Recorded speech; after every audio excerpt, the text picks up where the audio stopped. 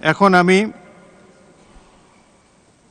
শোক প্রস্তাবে উল্লিখিত ব্যক্তিবর্গ এবং জুলাই যোদ্ধাদের স্মরণে 1 মিনিট নীরবতা পালন করার জন্য অনুরোধ জানাচ্ছি।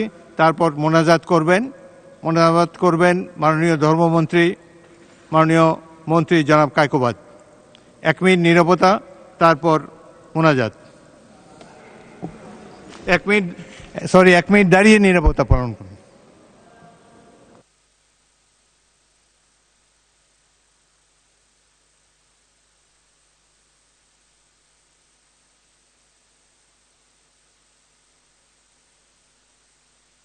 মাননীয়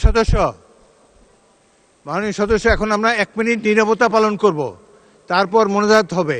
মোনাজাত করবেন ধর্মমন্ত্রী জনাব কায়কোবাদ। আপনি তারপরে দরকার হলে বক্তব্য রাখতে পারেন, কিন্তু এখন আমরা অনেকটা পিছিয়ে গিয়েছি, অনেক কাজ অনিষ্পন্ন রয়েছে বিদ্যুৎ বিভ্রাটের কারণে। তো আমরা এখন 1 মিনিট নীরবতা পালন করব।